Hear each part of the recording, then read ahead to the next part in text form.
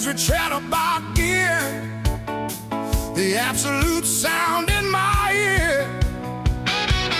Robert Harley,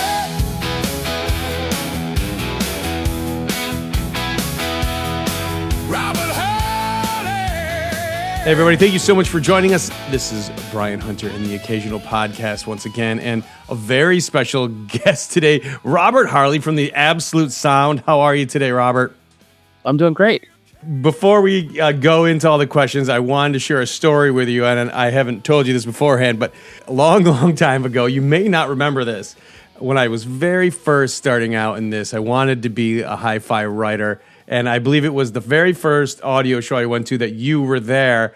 I went up to you and I said, Robert, how are you? I'd really love to write for the magazine. I'll do anything. You don't have to pay me. And you kind of like chuckled. And do you remember what you said to me?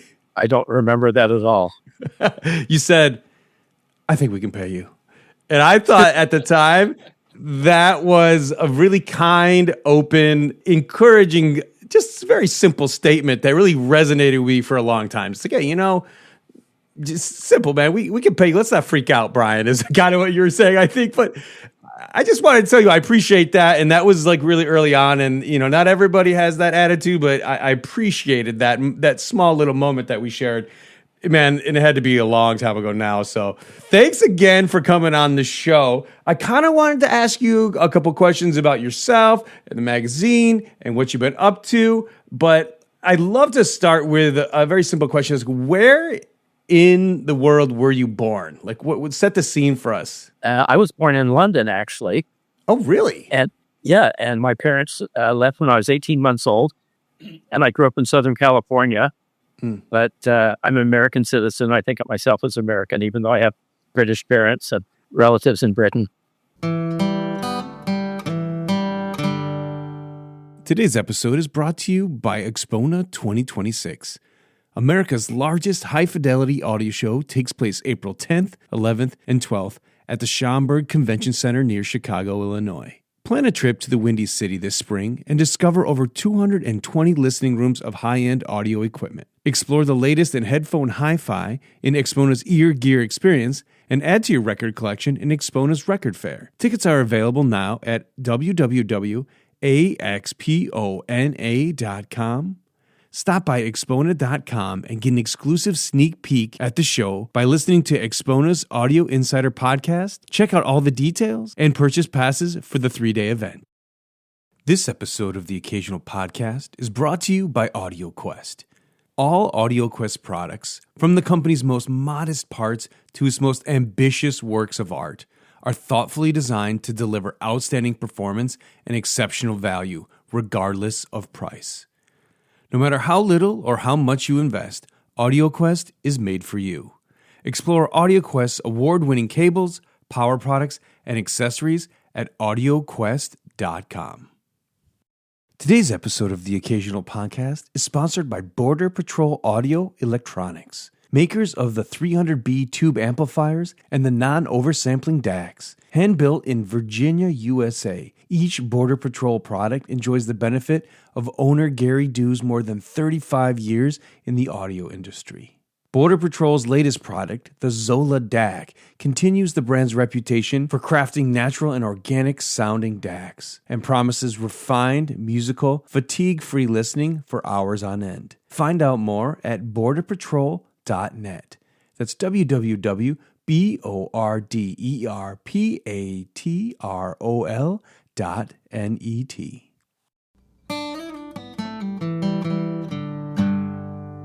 Did you do a lot of music growing up, or what kind of first got you into hi-fi when you were a child or listening to music and such? So when I was about 12 or 13 years old, I have an older brother named Stephen, and he's 4 years older than I am. He's very musically oriented, and he was always playing instruments, listening to music. And in fact, he went on to get a degree in music composition, when we got older.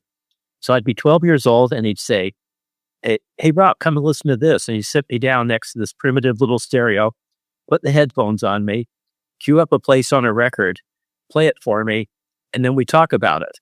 And he'd tell me why he liked it or what it meant to him.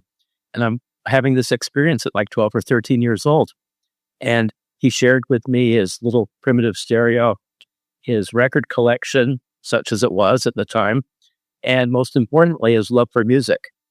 I think brothers and friends are so influential when it comes to what we listen to and what we think is good growing up. It's so important. If you have like a really tight friend or sibling that has great taste in music and you share that together, I see so many big shifts and appreciation when it comes to like something you can share with another individual. So I totally understand that. So Yeah. you kind of have a little love for music. How did you parlay that into high fidelity writing? Well, we needed loudspeakers. We had no speakers, just headphones, and we couldn't afford to buy them.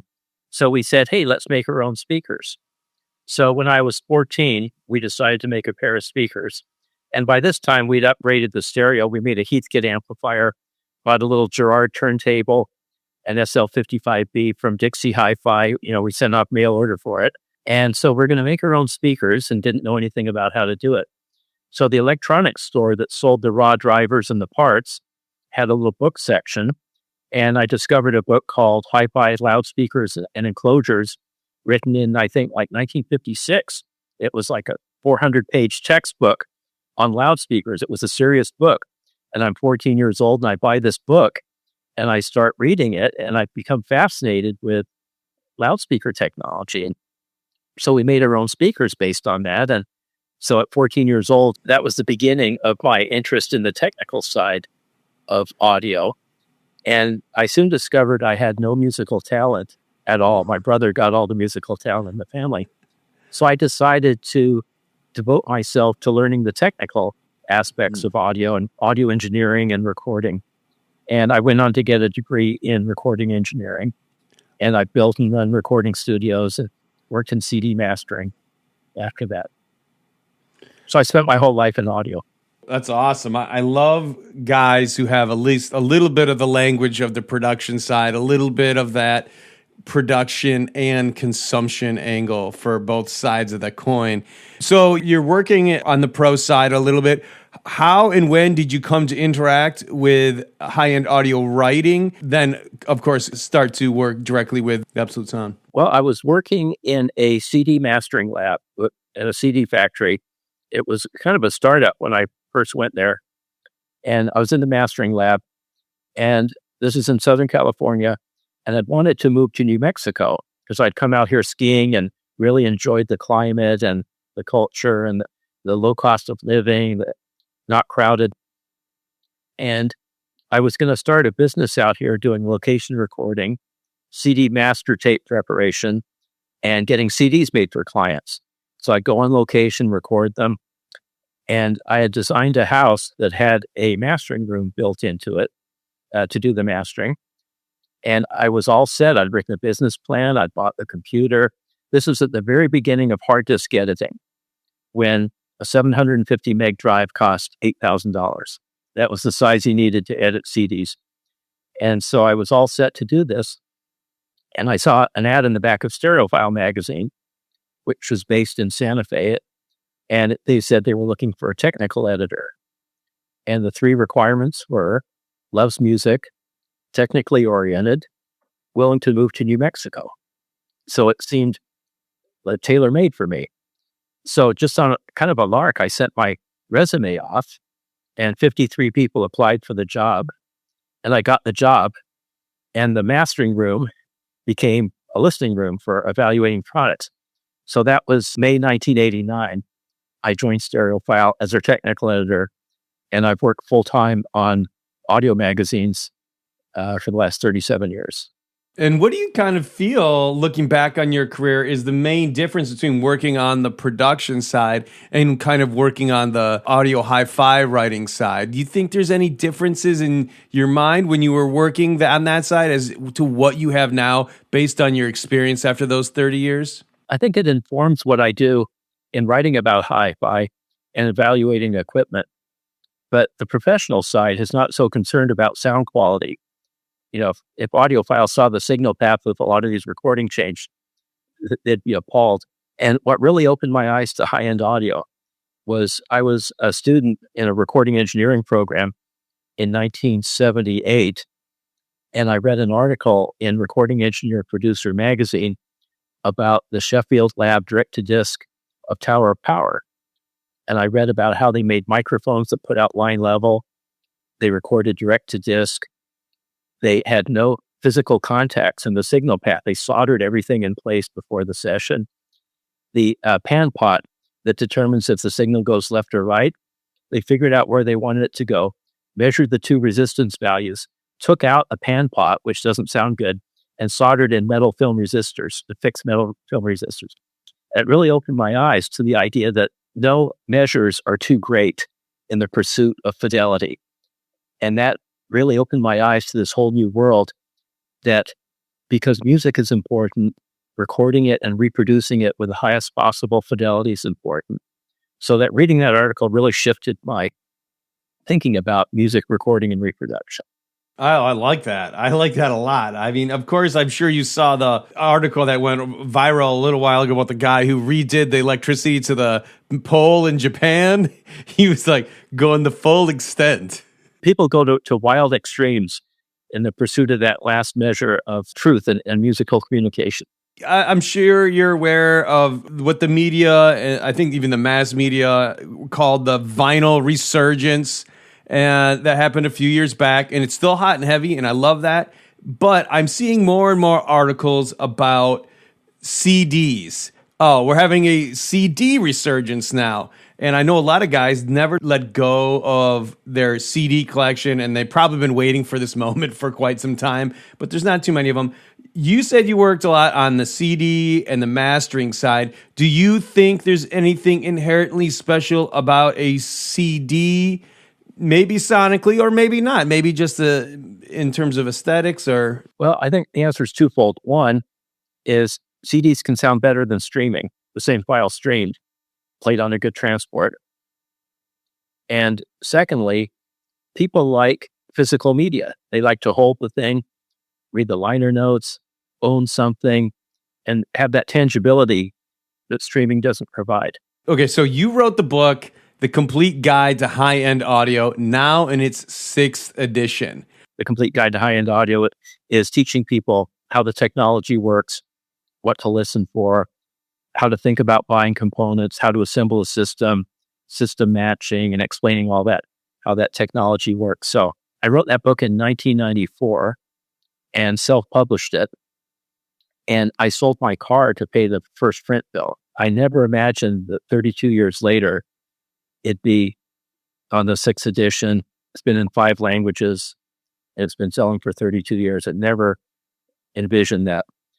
But from doing the history books, I think the most interesting thing is in the era that we call the high fidelity era, like the 1950s, like Macintosh, Harman Kardon, Hafler, Acoustic Research, Marantz. People were into HiFi as a hobby, as like part of a lifestyle. And Playboy magazine promulgated this idea too. So HiFi was an adjunct to a certain lifestyle. But then in the 1970s, with the advent of what we call the high end today, I think there was a transition point. As my colleague Jonathan Vallon wrote it, there are always hi-fi nuts, but then the nuts took over the asylum. And hi-fi went from being an adjunct to a lifestyle to an entire lifestyle in itself. And when you think about all the companies that started in the early 70s, like the Absolute Sound was founded in 1973, Audio Research and Magnapan and, those seminal companies, Mark Levinson was really leading the charge back in the 70s.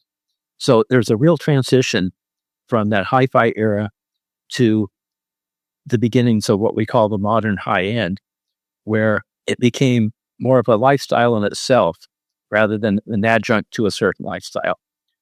And that was the beginning, too, of an increase in performance and cost and sophistication of the products and elegance in the build quality. Like, for example, products in the 1960s always had just silk-screened legends around their knobs. Starting in the 70s with the Mark Levinson products, they actually machined out the lettering and filled it with white epoxy. Like, that's an example of how high-end audio went more upmarket, and that trend has been continuing to this day. where we get more and more elaborate products and expensive products. In like 1990, you could buy a top-of-the-line Teal speaker for $10,000 and a Krell KSA 250 for $3,000. But today's products are so much more sophisticated than they were. So I've been working on this idea about a sense of global uniqueness in terms of sound. So do the Germans have their own unique sound? Now, this is not a unified thing that everyone goes to, but is there just an affect of culture that comes in that is a response, like the LS35A was in British sound, how it was fulfilled, the speaker fulfilled a need based on what was required of it, right? But if we expand that idea and we have, is there a German sound? I've done enough research to say there is a definitive British sound.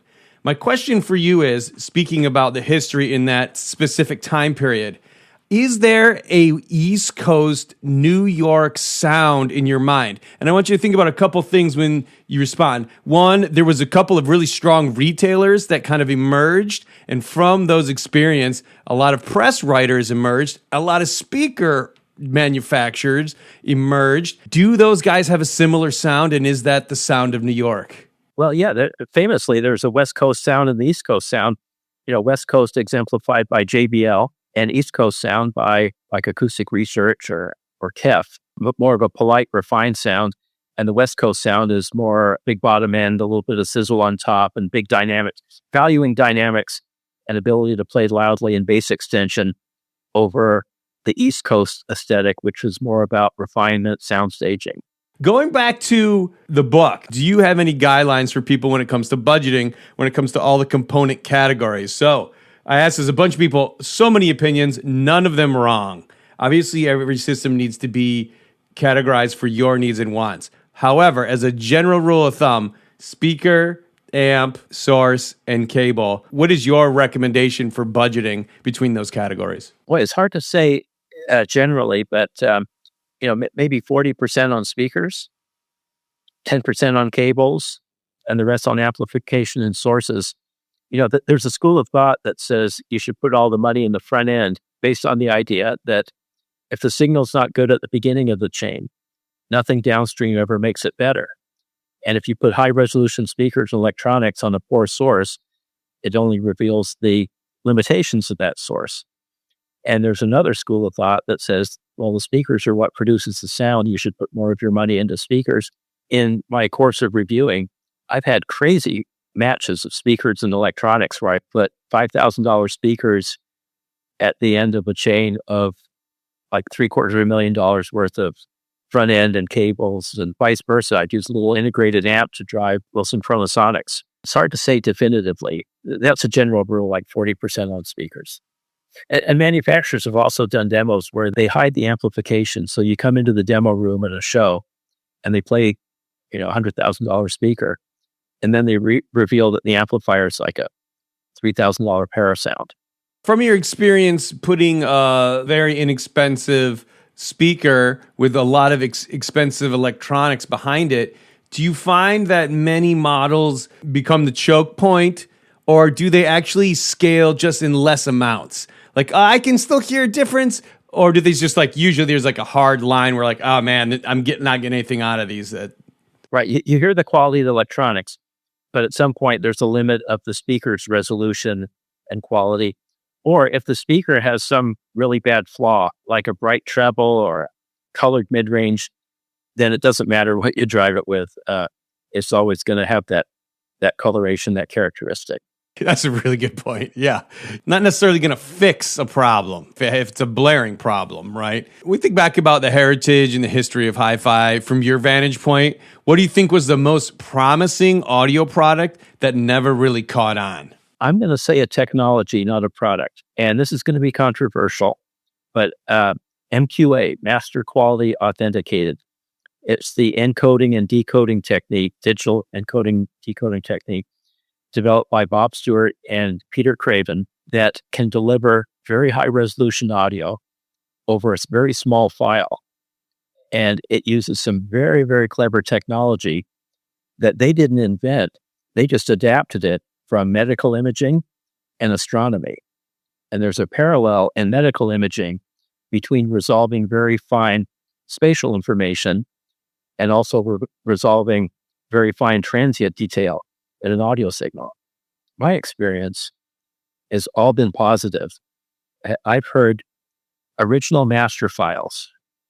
Peter McGrath, one of the great recording engineers, has been at my house, and he's played his original recordings at 88 to 24-bit, the raw master recording, and with like 7 megabits per second bit rate. And then he plays the MQA version, 1.5 megabits. And there were 4 or 5 of us listening. This is doing a Wilson setup. And before the first note of music, just hearing the ambience, because you can hear the conductor get everybody ready, the chair squeaks and people getting ready. The entire room broke out in instantaneous laughter, spontaneously, because it was so much better. It sounded so much more alive, like a room, and the detail before the first note of music. That's how much better it is. But the reason it didn't take off, I think, is that people had a hard time getting their head around the idea that a copy could be better than the original. How can you improve on the original master? And it's got a bit rate, a fraction of the original master. How can have a lower bit rate sound better? So there's this perception that bit rate is a proxy for resolution, when in fact, it uses those 1.5 megabits per second much more intelligently. Like a PCM recording is kind of it's like a raw attack on the problem of how to encode a signal. MQA is a very intelligent signal. And one file can stream to a state-of-the-art DAC. It can stream to someone's phone. It automatically scales. There's authentication so that the listener knows by a light on the front panel that they're hearing exactly what the mastering engineer created. So it's unfortunate that it didn't take off.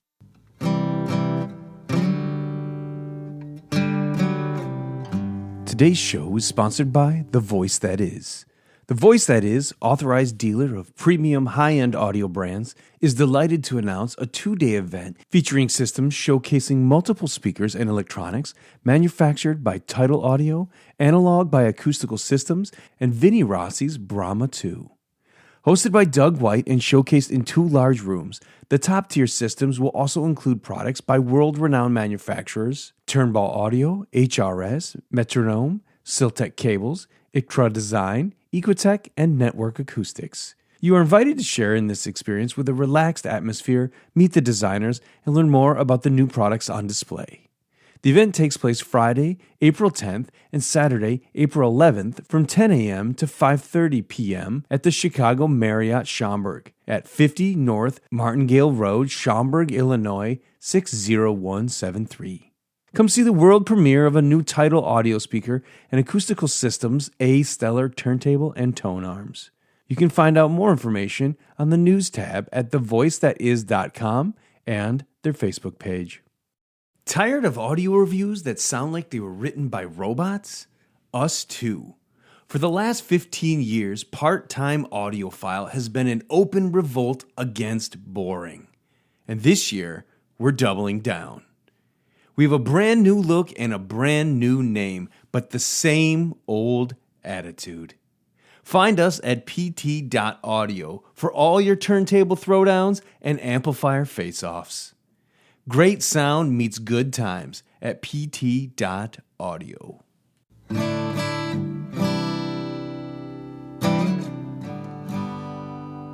When you think about all the hi-fi designers out there, living or past, from any product category, do you have a favorite and why? Yes, I have one favorite that I'll get to, but I have some others that I want to mention in different categories. In amplification, William Zane Johnson, founder of audio research. Tube amplifiers were dead. Transistors had completely taken over when Bill Johnson started audio research, and he created the modern revival of tube amplification. And it is a brilliant designer. And I visited the factory once. So I was getting a tour by one of the sales guys, and stopped at his office. And, here he's the head of this big company. And he wasn't looking at spreadsheets. He was looking at a schematic on his computer. High-end audio owes a lot to Bill Johnson. In solid state, Nelson Pass, I think, is an absolute genius amplifier designer.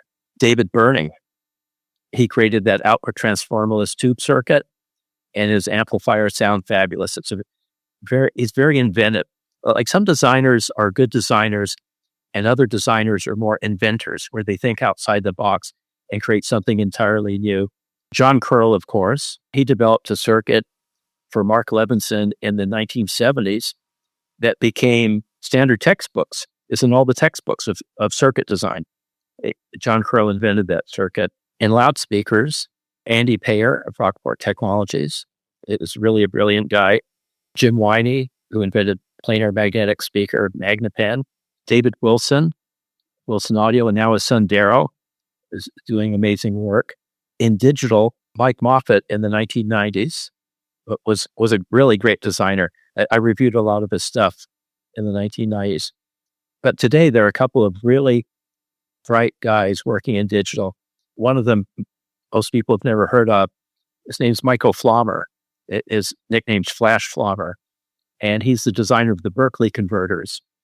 And he was the co-inventor of HDCD, and he wrote all the DSP code to realize HDCD.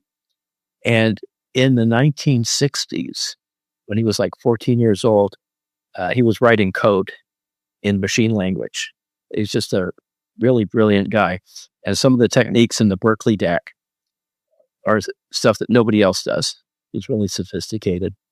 And then another digital designer is Javier Guadalajara of Wadax. He's a brilliant designer who incidentally started reading my reviews in stereophile when he was 15 years old, because his father was an importer of HiFi into Spain. And so he had stereophile laying around, and the 15-year-old picked up stereophile and started reading, following my digital reviews, and got interested in it. And now he's getting his PhD in digital signal processing and is the lead designer of all the Wadax stuff, which I think is the state of the art in digital replay. In analog, AJ Conti of Basis Audio, really brilliant designer. And I said I had one designer that I revere above all others, and that's Keith Johnson. So Keith Johnson is like a Renaissance man of audio. He's a world-class recording engineer for classical music, maybe the best. He's an analog circuit designer, digital circuit designer, theorist. He had the whole idea for HDCD. He invented the technology that made high-speed duplication of tape possible in the 1960s. And he's just all around just a brilliant guy. And I saw him a couple months ago.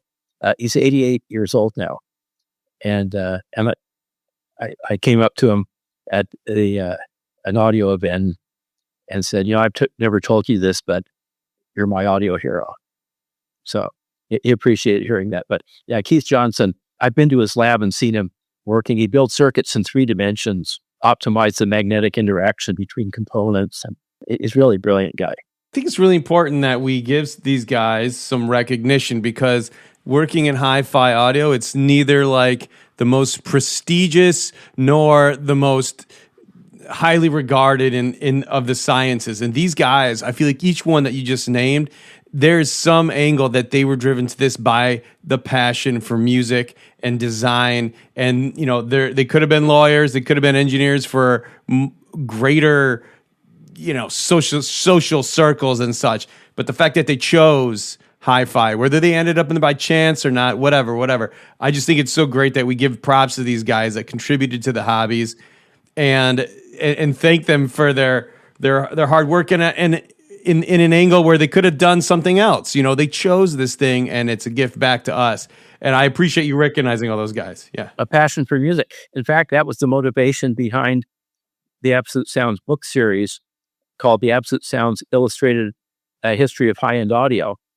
The idea started with the idea of interviewing some of these guys, frankly, while they were still around, getting their stories on tape and publishing interviews with them, their history and how they approached what they did. And then it turned into the idea, hey, let's make this book out of it. So it's a 12 by 12 inch coffee table book. And we asked them for photos, like historic photos. And we got all these kinds of wonderful photos of the early days, some of them from the family photo albums. Like we have a picture of Richard Vandersteen loading the first Model 2 in the back of his Pinto to take to a dealer. building Model 2s in his garage with a washing machine in the background. And we got all these great photos. And so we put them in 2 volumes, and they're premium paper, no expense spared in the production of the book. So we're glad we did that. Yeah, that's cool. Anything from your time interviewing these guys? Like, is there a common thread that you feel is like woven in between all of the reason or they were attracted outside of just the love for music? It's a very strange and rare combination that makes a great designer. It's technical chops, it's a love for music, and it's a willingness to listen and believe your ears. And so many engineers who are brilliant, who have the technical chops, don't trust their ears. That they need to see measurements to justify what they're doing. That's what they teach you in engineering school.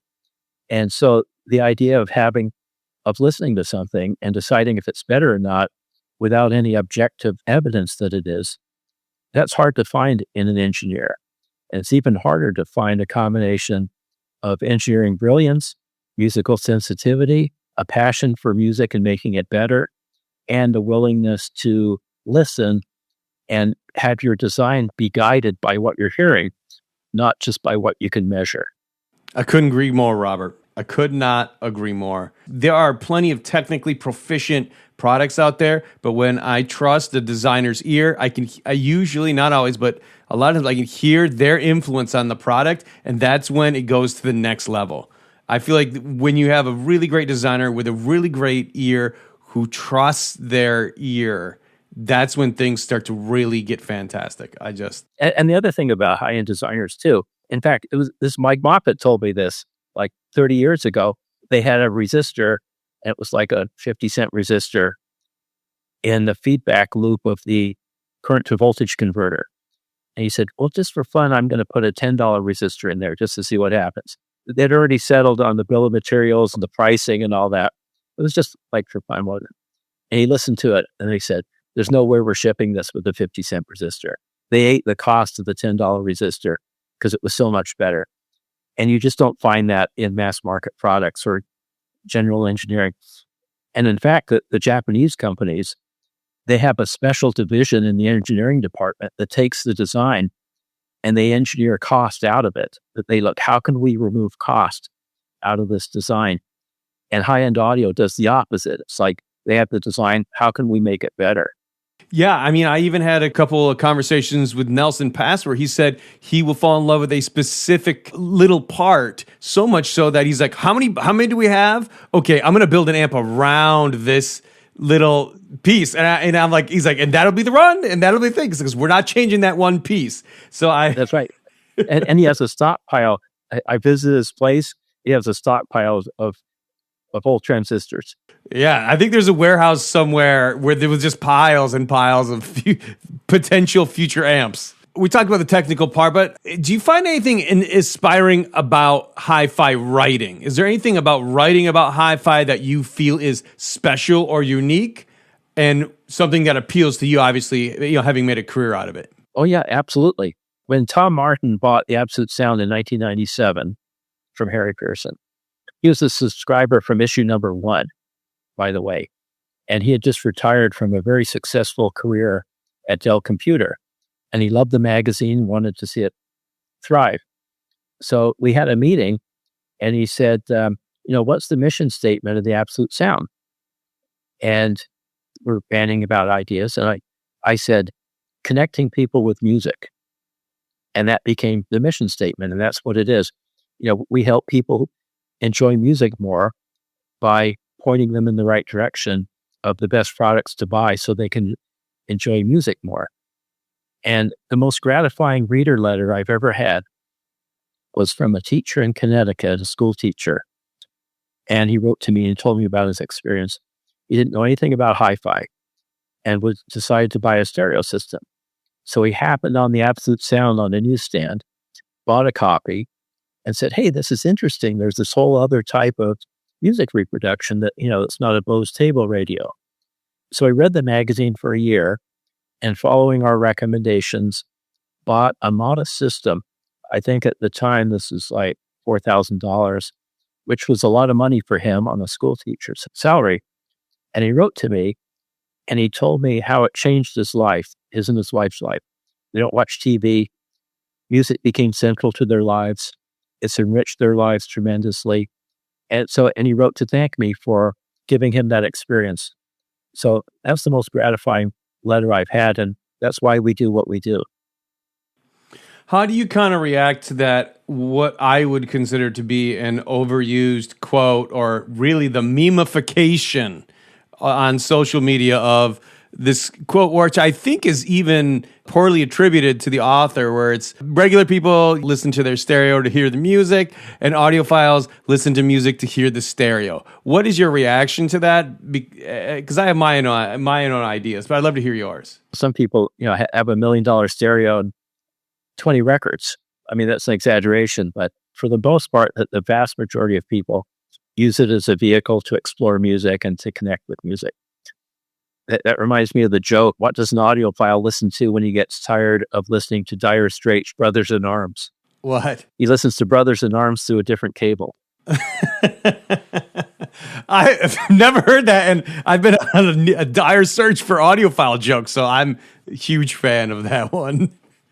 I think a lot of people, like we just said, understand the inspiration by why people specifically make and listen to music. It's emotional. It connects with people. But what is it about the stereo, headphone gear, and reproduction specifically? Well, a hi-fi system, I don't know much about headphones. I don't listen to headphones, but we have a YouTube channel where we do a lot of headphone reviews. But why do people have hi-fis and listen to hi-fi? It's a time machine, in essence. It takes you back. That strikes me all the time, that idea that this musical event happened maybe 50 or 70 years ago, halfway around the world. And here I am sitting in my room, and it's recreated for me in a way that feels like it's contemporaneous, like it's music making right there. I had this experience just last night, actually. It occurred to me. I was listening to Ella Fitzgerald sing Good Morning Heartache through the Karma Enigma Veyron 2D loudspeaker, a fabulous speaker. And it's like her voice is right there, and there's this sense of her reappearing. It's recorded in 1962. There's a story of when Andy Payer debuted his turntable at CES many, many years ago, the Sirius, which was one of the first major mega turntables. Someone came in and said to him, "Oh, how much is this turntable?" And he said, "It's $75,000, which was astronomical at the time." And the person said, "Well, it's a lot of money for a turntable." And he said, "Yeah, but it's cheap for a time machine." Yeah, I feel like I love how the illusion, at least from my experience, the illusion of audio, its ability to recreate and trick my senses into thinking something is real, is much better than the current technology for vision. So like a TV never really looks real. But with a high-end stereo, I can hear something that sounds pretty darn close, or at least closer than a TV is to real seeing. So I love that illusion. I love the time machine idea, because I think that's a part of what the core of it is. We can convince ourselves that something is really there in a more realistic way than we can with our other senses. Right. And the better the system, the more the artifacts are removed, and the less your brain has to work to get past that threshold where you recognize that it's an electromechanical recreation of music rather than just the music itself. So when you reach a certain level of quality, those cues that tell you that it's an electromechanical reproduction disappear, leaving only the music and that sense of being in the presence of contemporaneous music making. And that's the magic of high-end audio. Yeah, it's something that I think that's so innate in our brains, at least, where we can't always tell what's wrong, but we still know that something isn't the way it should be. Exactly. People say, well, I can't tell the difference in a good hi-fi. I don't have a golden ear. And I've always maintained anybody can hear the difference between good and great sound. I've had neighbors come over that, they're curious about what I do for a living because I work at home. I built a dedicated room, and I get moving trucks coming up to my house all the time. So, I've had them over, and I put them in the sweet spot, and they're astounded. Most people have no idea that music can be reproduced with the kind of fidelity and realism and emotional expression that it can. They're just simply oblivious to it. Yeah, and I think as a society, we've taken some serious hits in that arena when, like, the advent of MP3s and Napster for my generation a long time ago now, but we took a serious hit where we thought, this is good enough, replace the idea of better sound. This will work, convenience. And I think the really sad point, I used to make this point a lot of time, but when people are raised on that low quality of sound, there's a nostalgia attached to it, and we have an entire generation of kids who have affinity for worse sounding stuff. And I think there was a certain amount of crime, a sonic crime committed around that era where it wasn't the best. That was what really was the best for us as a society. Yeah. Audio is the only technology that's decreased in quality over time. With the resurgence of the turntable, why? Some of it is aesthetics, some of it is the tactile response, but I have to think that even for an untrained beginner audiophile, some of it has to do with the way that it sounds.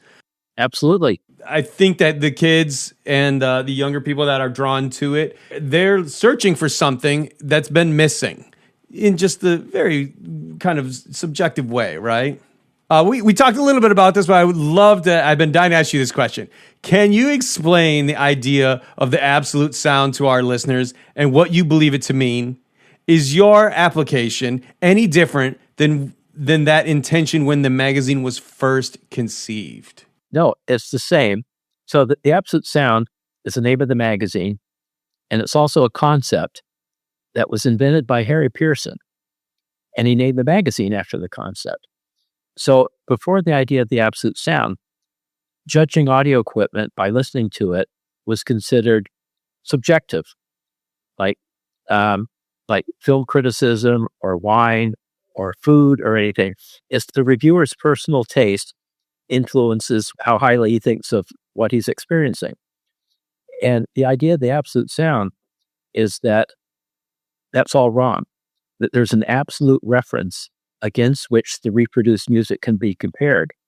And that absolute reference is the sound of unamplified acoustic instruments in an acoustic space. So the absolute sound is an unamplified acoustic instrument in an acoustic space. And when we evaluate an audio product, we use that as the benchmark. How close does it come to the absolute sound? And it removes the reviewer's subjective opinion.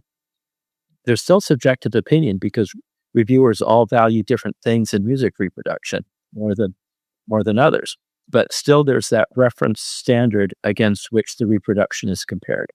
And so we named the magazine after that. And it was a brilliant conception, especially at the time. And Harry went on to create the language that we use to describe reproduced sound. Before Harry, it was full or bright or harsh or heavy. And he created this whole lexicon, like of sound staging and imaging and image specificity and continuousness and all that lexicon that we use to convey to another person what a component sounds like. And that was 53 years ago. The search for descriptions outside of the sense, like how do we get people to relate to the way something sounds when there's a limited amount of, words that we can do. And some of those do bleed over into other senses, like bright is also used to describe a lot of wine in a similar way. And I just find that very interesting. It's like, something can taste bright, something can sound bright. Why? Because we know what it looks like, a third sense. So bringing that back home, anything to help, I feel like, the readers clarify, get a better sense of what's really going on. And maybe you feel differently, but it is a difficult task on some level to be a hi-fi writer, to keep up with, as you said, the lexicon of words, what's trending, what's been used. We still use a lot of stuff today, but been some confusion as to what the words might mean and what someone's translation is for it. But I feel like a lot of readers will eventually feel like they bond to a specific writer and their taste, and there is an approval process where I approve of this person's taste, therefore what they hear is more likely to be what I will hear. That's true, and it's a good idea for readers to follow certain writers for a while and understand what their personal tastes are, what kind of music they like, what they value most in music reproduction. Like a reviewer who's into heavy rock is going to value bass extension and bottom end dynamics more than, say, sound staging, which for a classical listener in orchestral music, sound staging is very important, and as is liquidity in the mid range and treble. So reviewers do bring their personal biases and tastes to the process, but it starts from the foundation of comparing it to live and unamplified music in an acoustic space. When we think of all the technologies that we have going on right now with high-end audio, and it just keeps getting diverse every year, I like to bring it back to this one idea and just kind of pull people as they come on the show. But do you think that there is a unique beauty in analog reproduction that would be either the use of a turntable, the use of tubes, and amplification? I do, and I've had this experience quite a bit where I have a very good turntable, a very good digital front end. The LP, whether this is an additive thing or an additive artifact that's euphonic, but you get this sense of ease and you get bloom and you get more space and air around images. It's less flat and dry.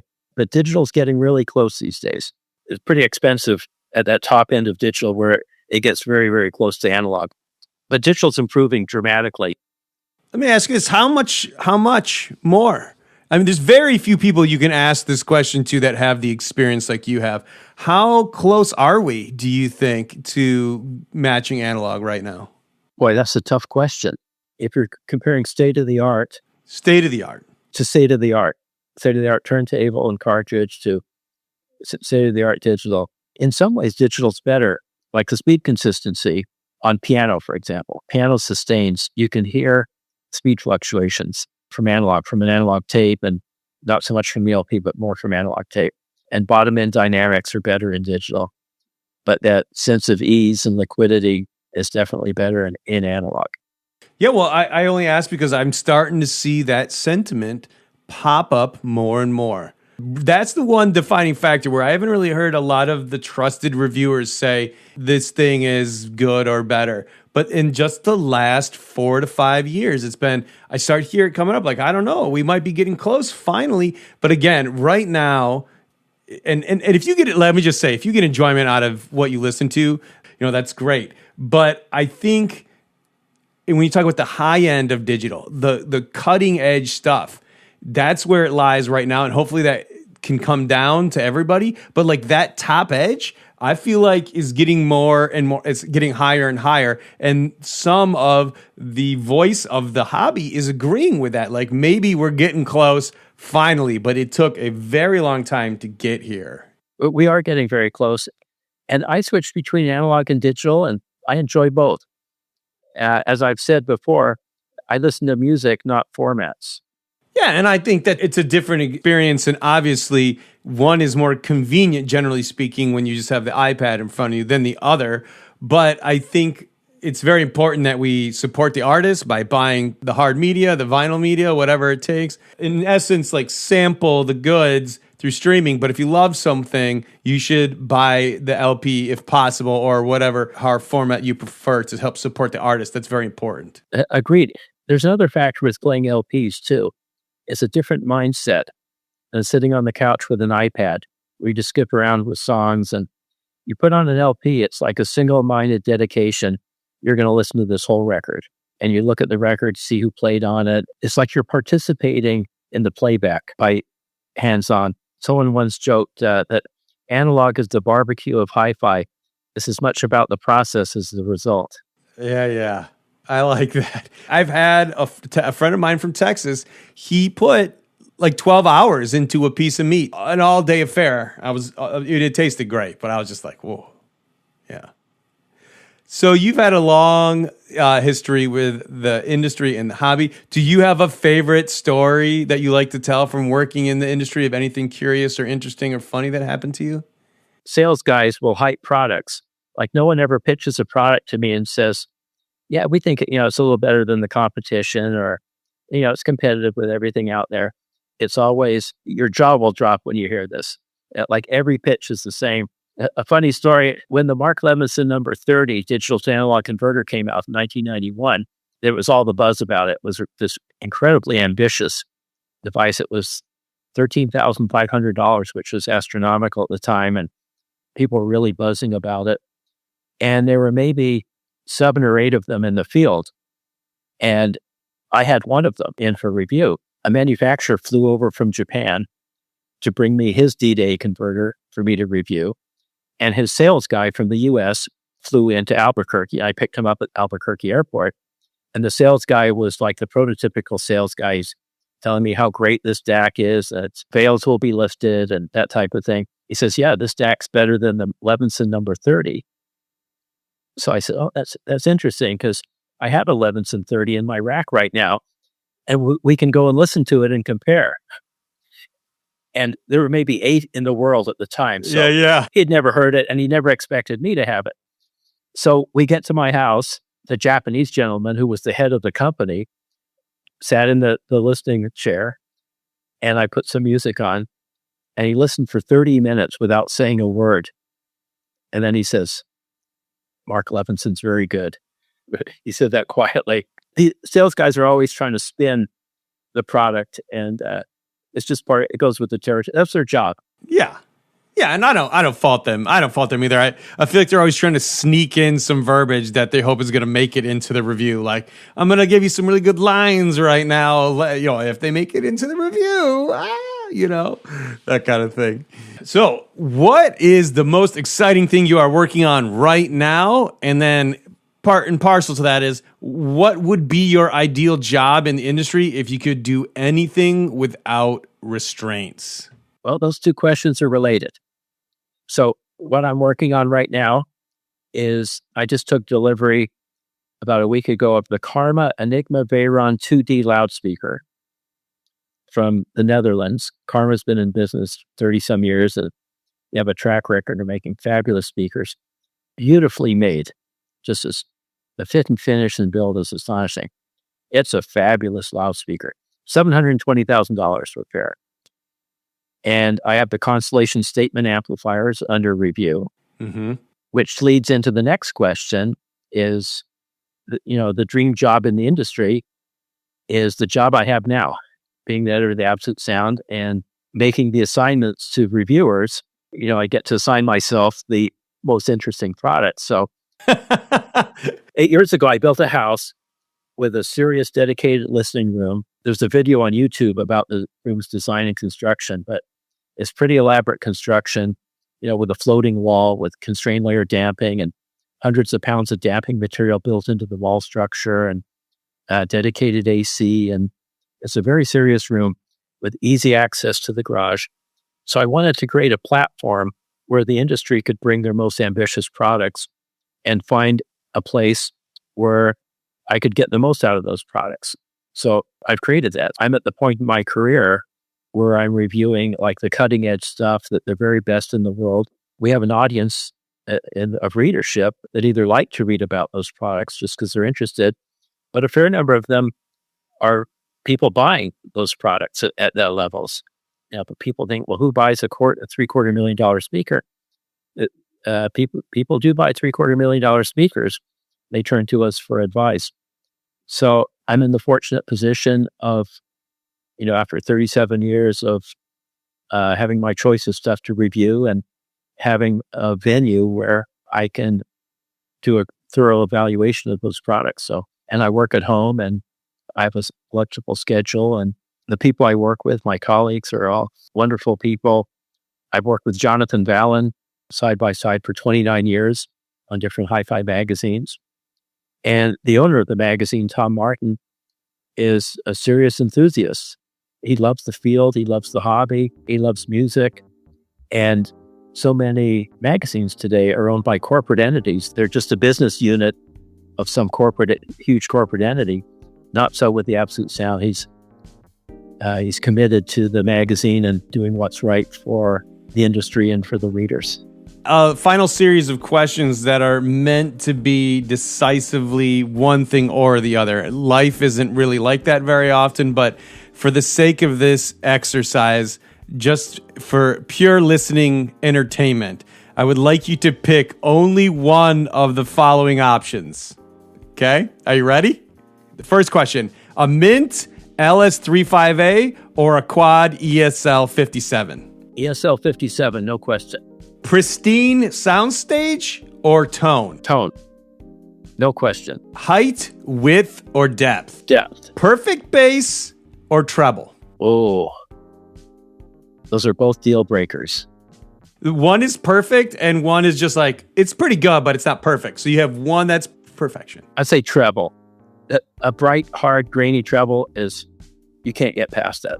That's it. That's all I had those for. Well done. Well done. I sprung those on you. You did not have those prepped ahead of time. So you did excellent. Robert, thank you so much for coming on the show, man. I greatly appreciate you and your work and your contributions to the hobby. Yeah, thanks so much. It was fun.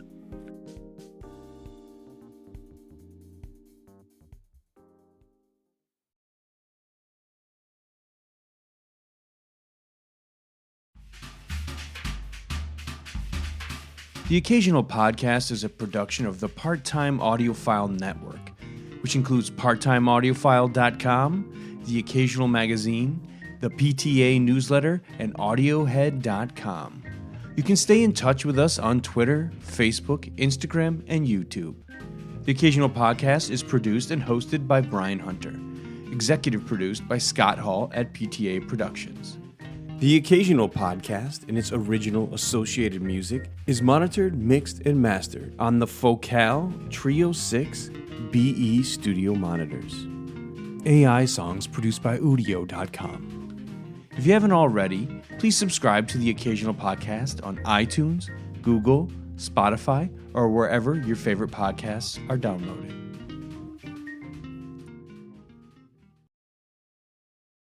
On the podcast,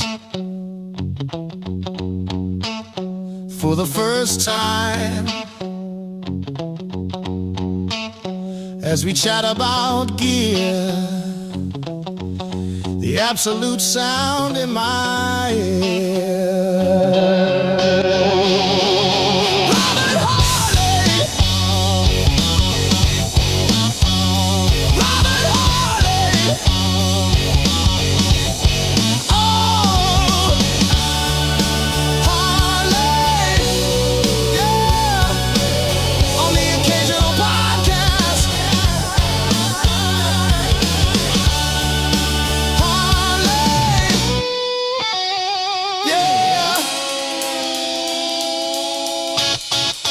Take it home now on the Occasional